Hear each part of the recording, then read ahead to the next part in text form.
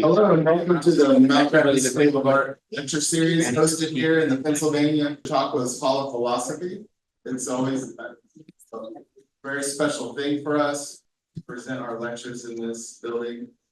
Our summer program attracts students from across the country, and throw out the word international. It's not like maybe one a year, but it is kind of neat that but I am told the school is this particular type of program is important and rare. I think that's what helps bring in such talented students each summer from as close as Lancaster, Pennsylvania to as far away as Perth.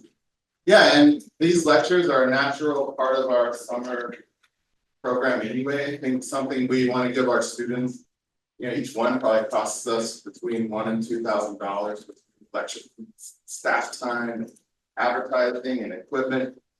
And for the Pennsylvania Chautauqua to be so cool about letting us use this facility as part of their summer cultural series. And I want to thank Stinson Strout especially for his support of this lecture series, and Purpose One, corporate sponsor this summer. And it gives me a great pleasure to introduce Barbara Grossman, who taught my first painting class back in 1996 at the New York Studio School. The class was really all about seeing, really a great introduction to painting. She is also a founding board member of the school and currently serves on the board of the National Academy of Design. She studied at the Academy der Kunst in Munich for her diplomat degree, at Cooper Union for her BFA, and Yale Norfolk, which was a similar, in many ways, this program is stylized after that. The idea of that program back then, I think, and the Chautauqua, of course, the Chautauqua School of Art. From recent solo shows, Patterning Women, a big solo show last year. Henry and I went to see it at the Bowery Gallery. And in 2019, another solo show at the Eckerd Art Gallery in Millersville. Numerous group exhibitions. To the resume, it just looks like scrolling and scrolling, so you get to pick a few things off the top. In 2023, 70th year of art at the Washington Art Association, using the most recent group show at the National Academy of Design's new space in Chelsea. A group show called Ophir and Friends. You might remember Ophir lecturing here a few years ago. A tribute to Ophir Agassi. Spectrum in Westchester, Among Friends 3 at the Equity Gallery in New York. Shows at Andrews Gallery, the College of William and Mary. And then she's been a visiting critic and faculty positions at the Chautauqua School of Art, Vermont Studio Center, Boston University, Yale, and Brandeis. And it would be a pleasure. Welcome back. It is really wonderful to see the thread of one's life, including the connections I have with former students, current students, future students. One of the things I realized that is so particularly advantageous for me is that I have friends that are generations younger than me. And we hang out, we go to shows together, we have lunch, and I learn. We don't just talk about painting, but what are they listening to? What are they reading? What is that generation engaged in? So it's a very big world. So I'm going to begin with a very small selection, because this is all about me. So I'm going to begin with a small selection of work which has been important to me. I have a very big basket of things I look at and care about. I'm eclectic in my taste. And so if I showed you everything, we'd be here till lunchtime. We'd be missing, for example, Assyrian and colossal Egyptian sculpture, de Kooning, Mondrian, Memling, Sienese painting, Guston, cylinder seals, which my friend Stan and I share a love of. Artists who have recently died or are currently alive that interest me in particular are Magdalena Abramovich, Robert Irwin, Frank Auerbach, Amy Stillman, Sutin, Susan Rothenberg, Eve Ashheim, Ruth Miller, and my partner from life for 50 years, Charles Vigil. I could not be influenced by the guy who lived there. So when I was in 6th grade, I was allowed to walk across Central Park. I grew up on 83rd Street and Columbus and Amsterdam Avenue. And so I walked to the Met, and the Met was probably 50% smaller than it is now. And, you know, there were no like signs, go here, do this is a special show. And if there were, I missed them. And I spent many hours wandering, and in the basement, for example, were all the Egyptian colossals. But the thing that I kept going back to was this Monet on the left here, and at the base of chrysanthemums. And I was probably 11, and I thought, wow, that's a pretty picture. And I got up close, and all it was paint. And then you step back, and there's a mahogany table with chrysanthemums. And I must say, I must have gotten a real rush, because clearly, X number of years later, I'm still thinking about it. And for a long time, it wasn't hanging, but it's hanging up in the Met in the 19th century French wing, so to speak. The other thing is, I was tremendously interested in the Piero della Francesca frescoes. And I think I spent at least a semester copying Piero when I was at Cooper. So, you know, and of course I'd never been anywhere, no less abroad. So, you know, I had these trajectories that I went to because New York is so rich and you can get to lots of things. That, for example, the Guernica was exactly at the top of the stairs, which nobody uses at MoMA anymore. First thing you saw was Guernica, bam. And then there was the Cézanne standing man in the next row. Yeah, I can tell you where everything was. It was so wonderful to have it the same every time. So you would find your friend. And the Matisses, of course. So, you know, that's where kind of the very beginning. So that is the Cézanne bathers at the Millards. And it was the first time I'd seen a Cézanne of that magnitude. There were plenty at the Met, but I went on my first illicit date with my husband to the Barnes. And in those days, you had to make appointments. Ladies had to put their bags in lockers. You couldn't carry anything but a sketchbook and a little pencil. And they were very strict. And then I saw that, and I really, you know, was gobsmacked. And I am going to use this gadget, but I'm pointing it to this figure on the far right in the Cézanne bather, which is such a strange figure, isn't it? I mean, how did that happen? You know, how did these odd configurations come about? You know, the way the space works between the front group of figures, the woman in the pond, the horse and person, or whatever animal it is, and then going way back, and then the cloud coming way forward, mimicking the configuration of the. It's fairly well known that he worked on things over and over and over again. But this figure is particularly mysterious because the upper part of her body is not at all naturalistic. Not that anything else is, but it's weird. Well, that is the buttock of some previous incarnation of a figure. Oh, yeah. And he used that to change the scale, break it down, and turn the buttock leg thing into arms. And if you look at it, take about a second, you get it, you know. So then a little later in my education, I came to Giacometti, who I actually met. Didn't wash my hands for days after that. And Giacometti's passion, obsession of getting everything correct. In his eye, once he said, the distance between the tip of the nose and the nostril is like this hour. when you're looking at it.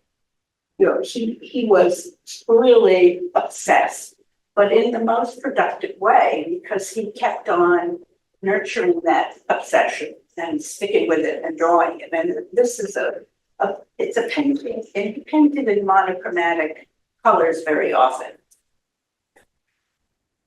The other thing that I came to very early on in college were Indian miniatures. And Matisse was a very, very obsessed and really passionate about Indian miniatures. So I paired them. That painting called The Moroccans is in the Modern. And when I was a kid, you know, because we used to get passes, so we'd go for free. And we'd hang out there on Saturdays. That was sort of our entertainment. And I, for years, couldn't figure this painting out. And I'm not even sure I know it now, but it has the same kind of tension between what one feels is real and what is invented. And it goes back and forth, and it's never static, you see. And in the Indian painting, we see the land and the objects and the canopy, everything shifting all the time. It has no static position. It's always moving. So now I'll be showing you what I've done. A whole other world. Okay, so of course I grew up doing work from perception.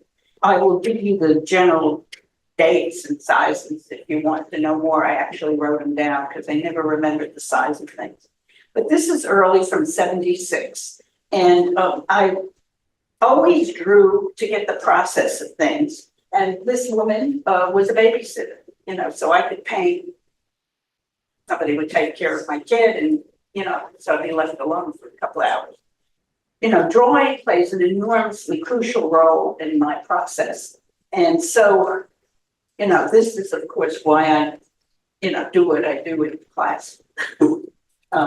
I think the experience of seeing is embedded in what we make because it's so kinesthetic, really, that, you know, I'm always feeling, even if I'm sitting somewhere and I start drawing something, it becomes part of who I am and possibly something I can use in the future.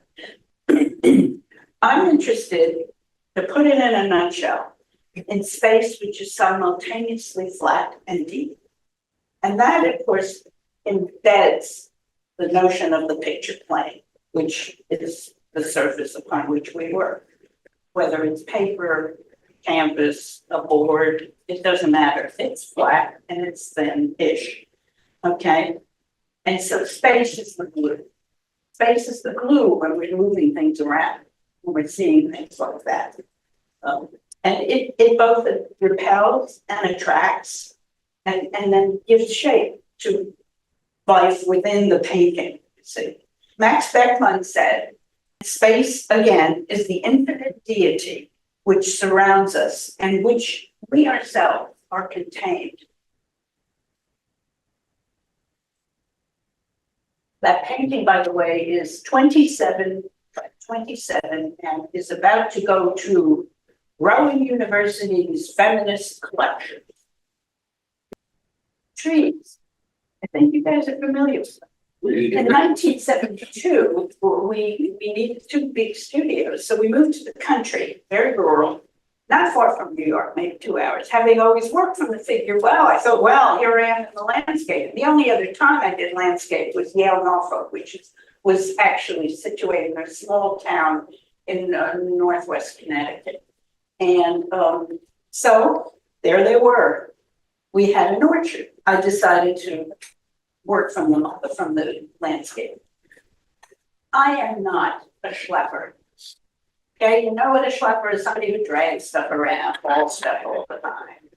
So even at Yale, Norfolk, I would go out on the top of the stairs. There was a platform, and I sat up there.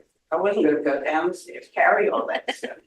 So I'm really a studio artist. So I did these from a window upstairs in my house. That's what I could see. That's not a great prognostication for a landscape painter, but I did it for quite a few years. And this obviously is an apple tree, and that's the orchard, and that's, I don't know the size of that, about 1976. And then I did a couple more years of them, also from the window. And I got very interested, and this was the interesting thing. It was a kind of love-hate thing with the landscape. The thing with the landscape is that it offered me an immediate way to the interstices, the spaces between. It's not negative space, it's the space between, because if it's negative, it has a poor connotation. And I like to think that they're equal, the spaces between, whether they're near, far, or ambiguous. So that was the advantage of landscape. You know, after a couple of years, I began to feel that the landscape, this is personal, of course, was a good class exercise. It was a way to enter. It was always a problem-solving thing, but I didn't feel anything really deep about it. And so after maybe 3 or 4 years, I went back to the figure, but you know, that figure you saw earlier was kind of the Bonnard said that Cézanne was armed against nature. And he said he personally felt weak in front of nature.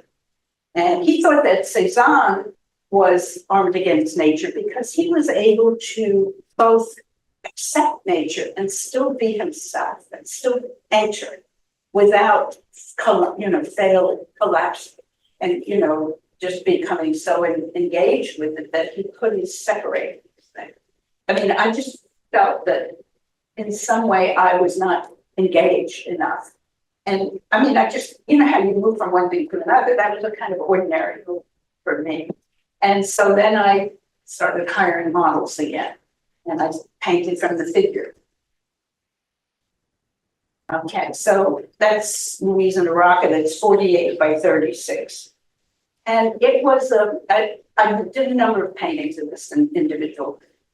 And what happened in this painting, I think, was a wake-up call, because it happened quite natural. Not at all obvious to me at the time, but where I'm working here, where it's kind of more or less getting normal perspective. And then suddenly I press the side of that chair and just slam it back, flatten it out. And I did it, I'm sure, to allow her to enter that space. And then if you look at the left, there's some wainscoting, which happened in that room. And I just deliberately let it out because I didn't want to, I wanted to get back visually on the right side. And I began to shift things like the way that is strange, and the floor flips up on the left and goes back on the right. So that the floor shifting, the chair shifting, the wainscoting, all to me was liberating. Oh, I can look and I still can see those things. And I did continue to hire models. And this person obviously was a drawing for that particular painting. Now I do drawings from paintings, before, after, it doesn't matter. But then I was still in a kind of more rigid kind of sequence. And on the right, of course, is Annette. That's about 54 by 44, just to give you a gauge. And, I couldn't hire the models all the time. So I began to paint when she wasn't there. But it was definitely different from being totally observant all the time. And that was a kind of small shift that was beginning to happen. Now, the painting on the left was the first painting I made entirely from imagination. But it was kind of, I can do this. I can do whatever I want.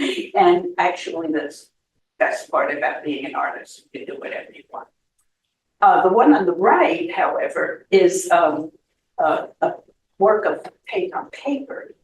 And those I began to do very quickly to kind of release myself from the slogging day by day by day. Then there was some more of the same thing. of these works on paper, but this time I had two models because I'd gotten a grant. Anyway, so these were beginning to be ideas for paintings that I could make without the model. And so I did. I kept working really fast, you see. First of all, you're less descriptive when you work fast. And secondly, when you have two models, you're no longer the focus. Because when you have one model, it's you and them, you and them. But them, they were friends. So they talked, which is fine, they didn't move. And so that took me out of the equation. So I was really liberated. That was a real key for me. And then I did that. So those were these paintings that came after those, and they're almost, the compositions are very similar. And I really began to apply all these notions of deep and flat. And they're very big. I mean, not very big. I think they're 48 by 60, something like that. I mean, they're not little pictures. And the forms got more complicated. It was higher key color. And I think that the other thing is there's a kind of overall light. You know, I talk about light, but in this case, it's kind of ambient light that bathed the entire motif. Yeah. George Brock said at the end of his life, "You see, I have made a great discovery. I no longer believe in anything. Objects don't exist for me insofar as a rapport exists between them and myself." I think feels right, doesn't it? So then I had these two. I mean, we're getting further and further away from working almost exclusively from life, from working almost exclusively from my imagination. And the other thing I learned about this, this is early on in that adventure, is that most of my color is very intuitive. And although I think I'm fairly knowledgeable about the ins and outs of color, but when working, I can feel the weight of a cool color against a warm color, feels of one thing against another. And it was also quite liberating that you could separate the outside world with your internal world through color. So I had these two sisters, and that's a pretty see how big that guy is. 7 feet by 5 feet is the one on the right. And this obviously is a drawing that I think I did after the drawing and painting got started so that I could understand the painting better. And they were having a family conflict with their father, and a lot of energy, and not all positive, but there it was. And I think it was one of the first times I realized I don't need it as I don't have to quote unquote fix it up. I can make it what it is. I'm not very tall, so I have very long brushes. And, great big handles. That works well. But you have to put them on the floor because in case you try it. But it was a tremendous relief for me to see that I could have transparency, right? I could leave things out. I could drop things off the edge. I could bring things forward. I mean, the two big yellows are kind of in contrast to one another. It was a pretty big deal. Then, 1986, we went to Samos, Greece, which is an island not far from Turkey, to teach. And again, I brought crayons, which preceded oil sticks, which is what I use now. And when I got home, it was terrific. It was the summer program, and it was just painting and drawing. It was a little scrappier than this, but I worked in a cafe, and I just sat in a cafe and people came. But then when I got back, I had this elderly cat, and she died, and I had to do something about that. And what I did was start, and I work on multiple things at a time, but in this case, I have these two paintings. They're the same size, they're 40 by 30. And what was interesting about them is I think of myself with the cat, and I started them with the exact same drawing. So the other thing that happens, and you know, this is over time, but the other thing that happens is that I realize you have to pay attention to the painting, nothing else matters. It's all about the painting or the drawing. You're not making a thing, you're not making yourself with a cat on the lap, you're making a new thing in the world. So that was also very free.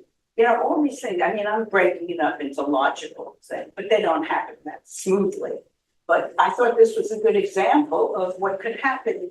And the one on the left is a poor slide because that pink is really intense. I think it's faded over time, but it still gives you an idea of what's possible. Oh, the slide on the left was damaged, but I just really wanted to show you that's a painting. It's 60 by 54 and it's of Zamos. And I discovered the diagonal there. I didn't think of the diagonal as a viable thing to use. And so I used that diagonal and then I began to test it in all these other pictures. So, you know, shouldn't show that slide, right? It's pathetic. Anyway, the one on the left is Samos, and the one on the right is called Lake Erie, because New York Chautauqua is very close to Lake Erie. I think I went out there quite a lot. But as you can see, I really, at that time when I realized I could leave things alone, I could make them transparent, I could make them opaque, I could see through, but I'm always fighting for that space, always, no matter what I do. The leaving things alone allows that to happen more, because that is actually what I'm seemingly most interested in. Okay, so as you get through what, you know how you work through something and you get a little less interested in it, like, you know, the landscape, and I moved to Samos and so on. And as painting evolved, and one of the things that interested me was the diagonal, right? So, which gave me some independence over the grid. I need this diagonal, but where can I find it in life that I can use really from learning? And in Chautauqua, which has a huge music program, and they have sheds, you know, practice sheds, with pianos, and more pianos. And what do they do when they come up from the base? They make a diagonal. And I started inventing them. And I really realized I didn't know what. And so one summer, I hired a random leader, picked her up in a plaza, and I said, what's your instrument? She said, piano. I said, you got your $5 an hour. She was not very good, so I had to do scales. But I had her actually playing so that I could get the dynamic of the figure at a piano. And this is a couple of examples of what I did. And so I followed through with some paintings of the same motif. But, you know, it's the diagonal was really just a catalyst to move on to new ideas and see it again, seeing a different way, because it's all about what do I see out in the world, you know? So these are the two paintings that come from that drawing series. I don't know, I had 100 of those drawings at one point. But you can see how I'm very consistent about the floor plane and the figure and all of that moving back and forth, back and forth. Then I discovered the standing figure. Wow, that was exciting because it changed again. But, you know, also it gave you something else to do. I mean, this is what looking at your world does for you. You discover a standing figure, big deal. But it was a big deal. So then the figure on the right, the painting on the right, the yellow harpsichord, that's pretty big. That's 60 by 48. Now we're in about 1992 here. thoughts about sound and structure and movement are implied. And they're not nostalgic, really. They're about ambience and light. You know, it gave me a lot of options that I could use at the time. And complication, because then I've entered the rug. I've got the interior of the piano or the art or whatever it is, chairs, tables. A lot of my paintings will have still lifes in them. So there's all this stuff. It's never very isolated. As students know, I go overboard at setups for drawing classes. I guess it's because I'm interested in it myself. You know? So the rugs become almost more pronounced than many of the other things. I think patterning in color is a way to integrate all the elements.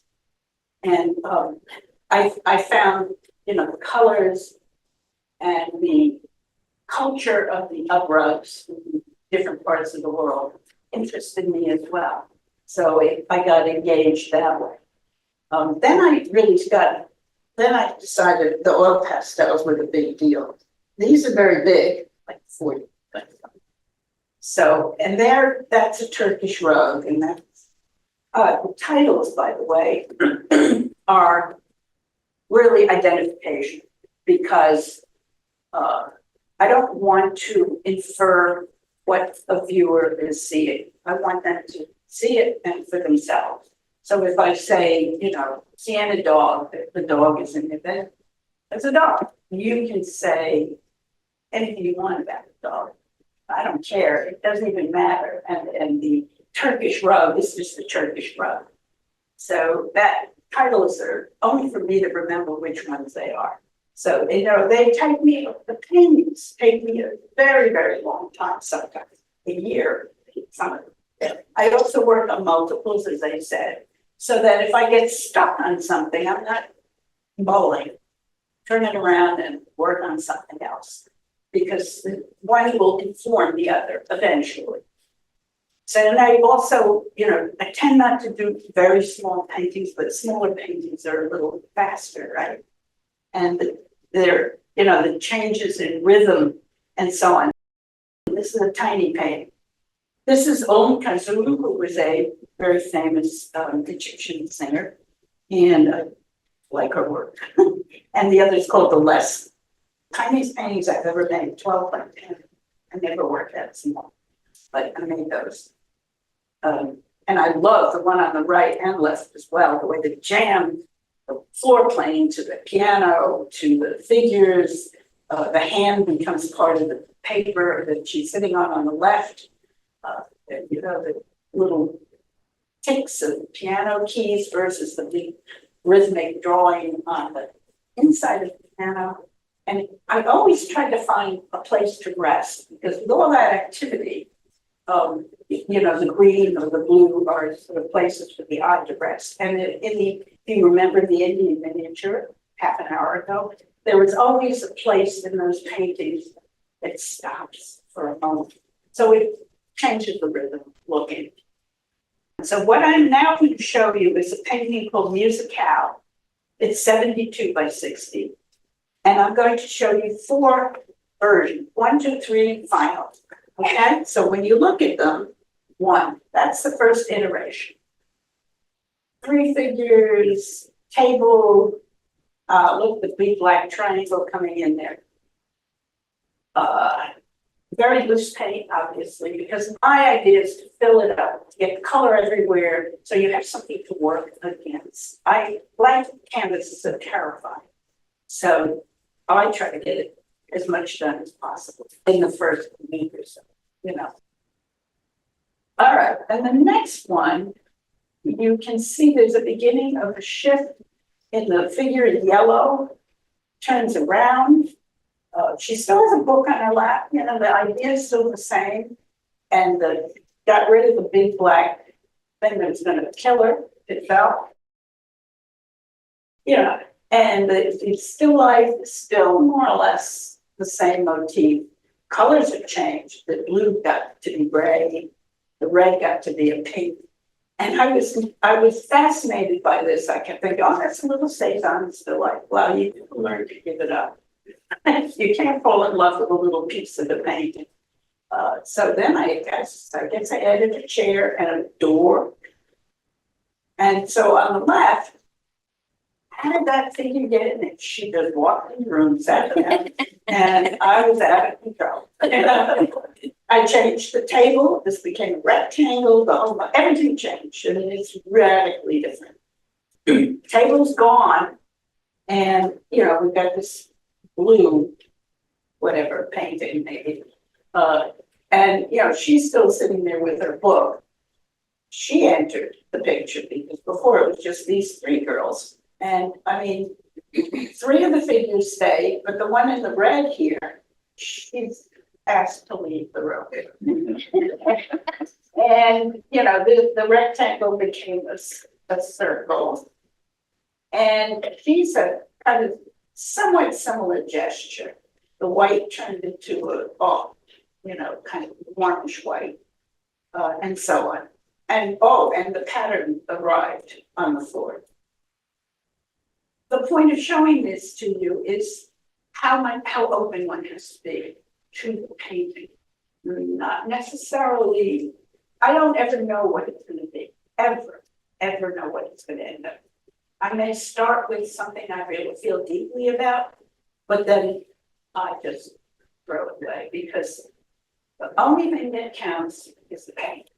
Matisse, who you can tell I like a lot, said, at each stage, I reach a balance, a conclusion.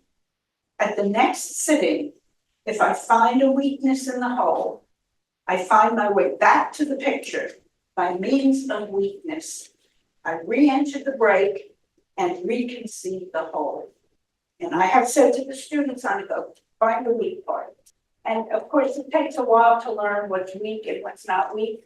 It gets you away from the things that you're secure in to help you contain them, build the whole. Okay, these are oil sticks. The one on the left, I got involved in singers. I loved the notion of song and a physical presence in the room by singing. So I did a bunch of those. These are just oil sticks that I thought you might find interesting. I mean, we're moving along here, but. Okay, there's another series. This is a series of 4. 1, 2, the next 2 will be 3, 4. This is called Page Turner Grand, 56 by 48. And it's about the page turner, obviously. Now, I won't go into detail about everything because we'll be here too long. But I did change that piece of furniture to a painting. And that was a big deal. And then, of course, I really got to the pattern early on because I felt it was integrating the figures better. So I began to learn that you don't put in a pattern later. You don't imply it on top. You don't put anything on top. You build it in. Okay, so that yellow's a little off, but it's yellow. But the craziest thing happened. Those fish took over, flattened the whole space and back. And the page turner stopped leaning into the painting and stood up more. What can I say? The top of the piano became much more diminished. So it's the same painting as I'm working on it and working on it. And this on the far right with the fish and the pattern is the final painting. It is the painting that exists. I hope that is clear. I'm sorry if I didn't make it clear. Richard Evenkorn said, or wrote actually, I seem to have to do it elaborately wrong and with many conceits first. Then maybe I can attack and deflate my pomposity and arrive at something straight and simple. And I like that quote in relation to this sequence because what happened at the end is almost a simplification of all of those tries, sitting, the pattern and everything going on, and then bam, that wall just came in there. I swear I didn't know it was gonna happen. Like somebody came in here and did it, and I agreed. Okay. So anyway. And these are just two paintings that I like, Star Road and Voice Lesson. That's 46 by 40 on the left and 52 by 50 on the right. I seem to have moved away from using the piano as a source, as a foil in a way, for music or sound. And the implications there are now with books and figures who seem to be singing or reading music. I'm very involved with the gesture and movement that it provokes, because people who play music automatically gesticulate. And even if it's a small movement, because a rhythm is there and it's always internal in all of the paintings. I mean, every painting that you make has this kind of embedded energy that I call rhythm. So these are some oil pastels that I use to kind of get it going. And this was my adventure in yellow. I got very interested in the idea of yellow. The one on the left is small, 12 by 10, and one on the right is 50 by 40. But again, I mean, you know, there is something that has been said by other artists, many artists, not original in this. Really, most artists paint the same thing. And that's okay, because then you can dig deeper and deeper and deeper as you keep working. There's nothing wrong with making the same thing 10 times, 2 times, 80 times. And then I did a series of black tables. And they're both 48 by 60 or 60 by 48. I really wanted to try to figure out how to use black. And it's actually still very much in my mind. I was thinking about the other day, what am I going to do when I get home? Because I only have one unfinished painting to go to. And I did sort of dig in with black. And so I'm glad to be looking at these again. Okay, so in 2000, I was invited by the master printer at the Vermont Studio Center, and I did monotypes. I've never done them before. I love doing them, but I'm a very messy printer. Printers are a little obsessive about cleanliness. So I have to do it with somebody who will handle the blankets. And I love doing them because it's like doing paintings. They come out backwards, and you're either with them or against them, you know, and the nice thing about them, well, I can chuck them. And so I did a big bunch of these. These are about 21 by 18, which is a decent size for a print. And all the while I made drawings in oil space. The one on the left I'm amused by, I call it Vermeer's floor, because that black and white floor, that's actually a little less green slide. I'm not going to apologize for bad slides, it's just what happens. You know, you can see what's happening. I'm persisting, and the monotypes have bigger, you know, it's a brush mark, as opposed to, you know, the crayon, which is a sort of a scratchy mark. So you get a kind of different result with a different material. You know, you're still the same person, but they look kind of different. Okay, this is a series. They're just two. It's 52 by 50, and the one on the left is in progress, and the one on the right is the final painting. I think for the students here, and the non-students, I think it's important for people to know how paintings evolve. You know, they change all the time. And what you see in a gallery is usually the result of a long process and fight. So you can see, I'll tell you what the story on this. I'm using the laser now to show the hip on the left figure here in white. I was determined that gesture that people make, I was so interested in that particular curve going against everything else. I was insistent, and then I realized I couldn't, it beat me up. And so I got rid of it, i.e. no hip. And so she got to be more present, the standing figure. And, you know, then of course the rug like the thing with the fish, became the entire part of the field. So color and light are from one, they're interchangeable, but the blue is the structure, which is about space, the interstices, which we talked about a bit. And it really depends on understanding and expressing that visual dynamic. I can't point them out exactly and everything, but I hope that you can feel them. The one on the left is a gospel trio, and it's small, 21 by 28, something like that. And the painting on the right is 72 by 60. And it's based on that thing, but you can see how completely different it came out in terms of starting with that motif and working very big, and of course in paint. And that's called the lyrics. That's 2000. The one on the left is in progress, but it's also very light because it's maybe the first month or so. And then eventually, the one on the right became, it became different. It's not finished. There's 1, 2, and there's one more, which is the final stage of gospel trio. And that's it. And I'm going to send it back so you can see the difference. So I thought that plant would help me on the left bring the space forward, but it wasn't very useful because there was a rug over there at one time.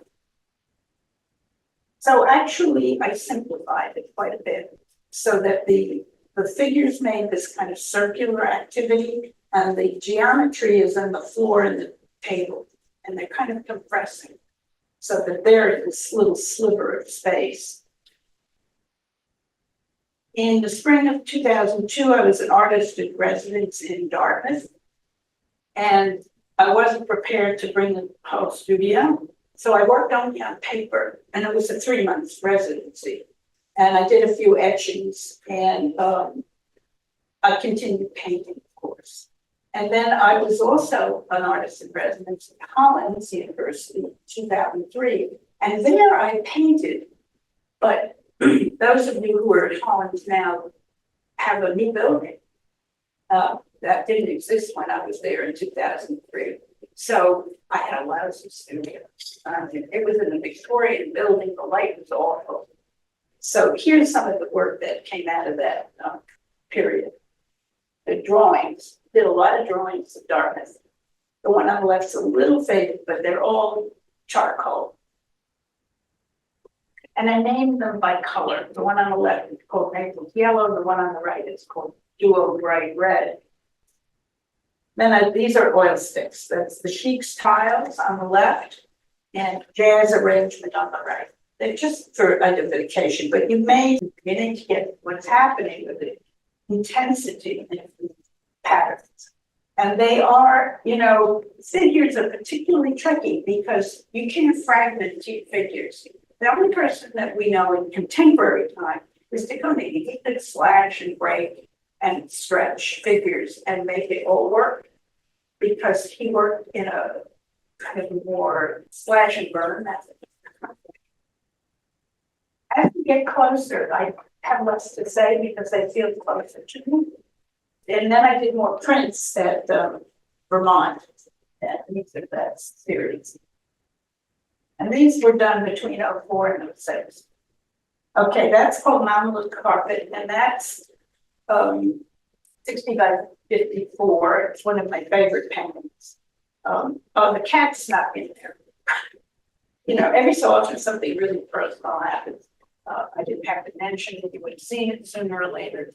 But I got really interested in the fact that I put a lot of patterns in the clothing, the figures, and the table, the cloth, and everything is attacked by pattern or color or light or all of it at once. These are, of course, glow sticks. I'm just, this is how I got here. I keep doing these things.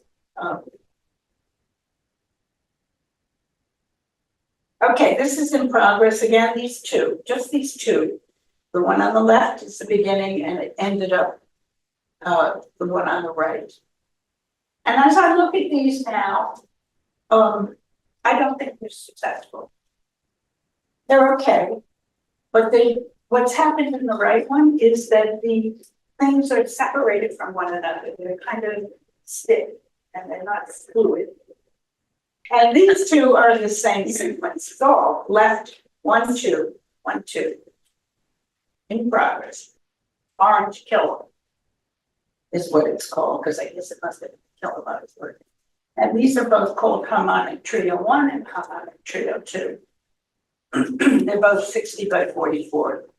So all along, I'm exhibiting around the country, getting, a little notice here and there. And after show, one has to try to figure out what to do next. It's almost like a stop in a place. And so you go back into the studio and you draw, and you let things happen. You make a lot of messes. And what emerged after my 2007 show really surprised me, because I'm not sure at all where this came. But here's an example of that period. Where did those dogs go?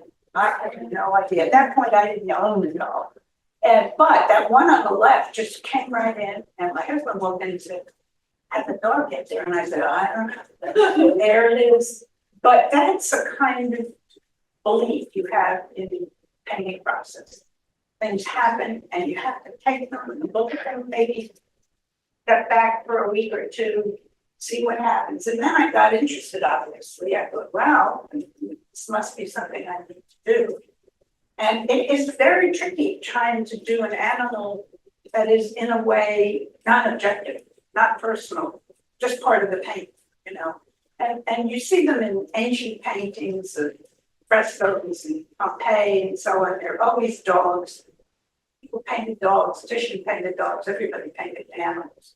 So I thought, wow, I'll do it for a while. And I don't know how long I did it, but there's Reno sleeping there, 2 dogs there. By now you know the difference between the oil sticks and the painted, right? And the one on the right is called Star Dog, and that's being held for a very dear friend of mine. I think that they look like all the other paint, a lot of stuff, patterns, a lot of activity. And the subject matter is just a vehicle for me to move through to find things. I mean, I'm interested in all this stuff, but really what I'm interested in is, and that's really what drives it. I think people will say, well, you're a formalist. I'm not that much of a formalist, but I have a formal background, which gives me a structure to work in. It allows me to do anything I want because it's cohesive, hopefully, in the end. My dog paints. And one on the right is obviously tall, it's 76. I get interested in yellow periodically, and I notice such a mysterious color, very difficult. The cutoff figure on the right was also a kind of, that was an intellectual idea, not an intuitive idea. And I wasn't able to repeat it that easily because it wasn't quite as developed. But I thought it was I have a few, Bonnard did that also. He pushed figures in on the edges and so on. You get half a figure and arms sticking in. And I've begun to do that a little more. But it has to be genuinely felt. You start out with an idea, we all do, oh, that's a good idea, I'll try that. And then it doesn't mean anything, you kind of let it go. Or you get involved. And I didn't quite get involved right away. Oh, that one is kind of nuts, the drugs. And then I had a little flurry with park pictures, people in the park, dogs around. Okay, so then there was a kind of a break for about a year because of family illness, and then I seen the animals when I went back. I always drew, but I didn't paint for a little bit, and so then the animals, they came and went. I wasn't quite as engaged. There's an animal on the left there. And the right one has animals going around and around. That is kind of an unusual subject for me, this running animals. But that painting on the right, it's called Operetta, was taken by a ballet company in Hartford, Connecticut, as the base of the composition that the student and the choreographer were making. And I sadly never got to see the performance. I don't know why, but I didn't. But I thought that was an interesting idea to take a painting that had a kind of movement and then extend it to people who were dancing. I mean, somebody approached me, but I thought, oh, that opens up some new ideas, right? That the painting then interacts with another discipline, which I thought was fun, you know. Okay, so now I really got involved with Islamic tiles. This is called Islamic tile, and the right one is called green chair. But the point is, I began to think of the decorations and the structure of Middle Eastern art and tiles as a way to balance off the figures. The one on the left is quite big, but you can see now, pay attention to the way that the patterns have become more and more dominant. You know, like that's patio tiles, that's small red dog, but everything is getting crazy, I think. These were, I don't know why, but I thought of these as a pair, blue leaves that are randomly placed. They're not necessarily attached to the ground, but they act as a way to move the eye through. And the same thing begins to happen a little less, but the same way in the one on the right. 42 by 32, and then from 2019, we're moving right along here. And this is blue shoes. This is big, it's 64 by 52. And I'm fond of this painting because I love the way that squares on the floor change on the wall, change on the table. And so the only place I kind of give you a break is on that couch that the two women are sitting. The pink has a moment of eye rest. And then always the motif has still life, and those flowers usually mimic something else in the picture because, you know, I do use nature, but I use it the way I need it, you know. So I've incorporated these patterns with the interstices of the controlling factor, and they control the space. And this is an influence over a lifetime because I actually saw that in the Pierrots when I was a student. The way Pierrot situated his figures in the spaces between figures, and they were very compressed. They were in a line, right? Queen of Sheba and yeah, it's kind of encroaching. The patterns are more and more evident. Even before my travels to the Near East, is my visual language. And my first trip was to Morocco in 2019. And I entered that world directly. I just dove right in the colors, shifts in space, the buildings, the edifices, the markets, the walls, everything confirmed what I believed. I mean, I had this all going, and then there it was in real life. And, you know, it really alerted me that this was my sensibility that I didn't quite know about. The culture is different, but not totally foreign. And then in 2023, I visited Turkey. And Istanbul is a huge city, it's about 18 million people. And it's full of this order of color. And there are sculptures, that cemeteries, everything built on it.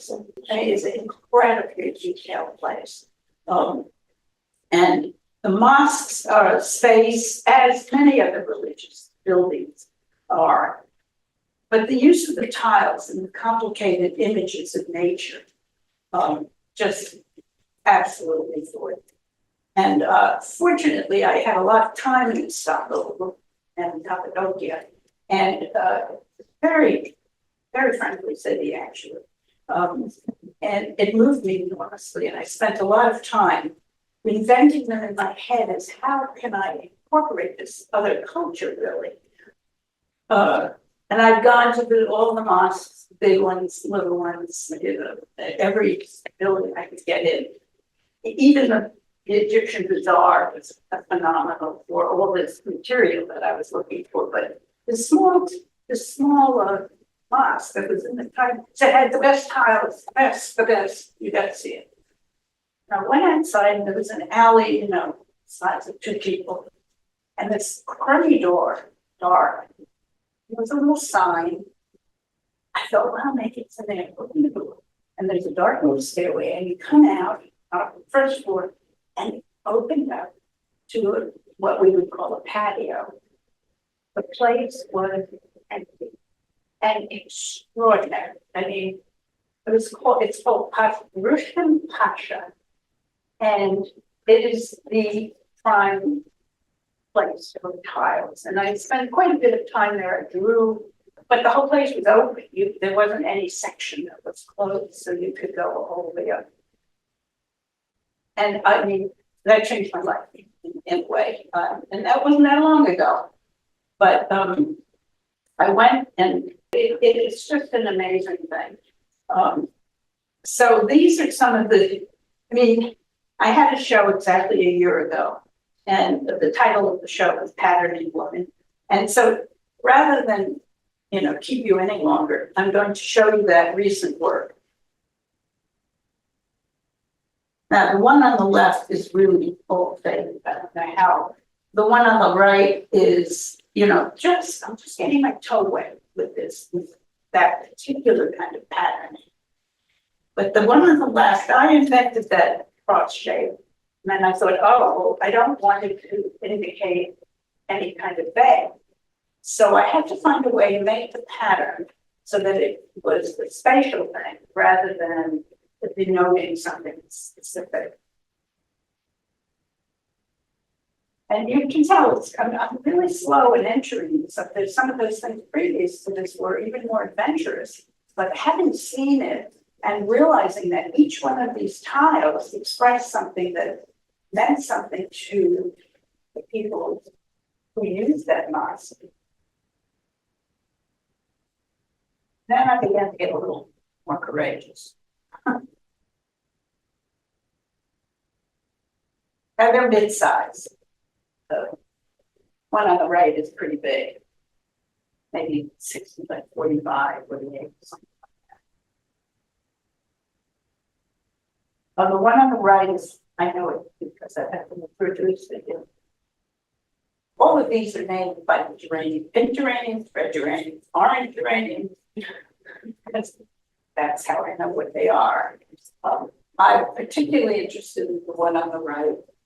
It seems to me that the structure is making them paint became a little bit opaque. I'm not sure. I mean, I have it dated 22, 23, so I clearly worked on it for a year. I date things by how long it takes them. So when I was selecting work for the show, it appeared that, there was a true disaster. Like there was no way these paintings were all going on the wall. So, I don't ever show works in progress, but these paintings I'm showing you were in that exhibition. And so before I came, I thought, oh, what the hell? I'll put up a couple of works that I just took down oil stains that before I came. They're the most hot off the press. So they're not framed. The photos are sketchy. You've got the push pins and things, but this is what I have been working on in the last month before I got here. They're 26 by 19 arches, standard size. So that's how I got here.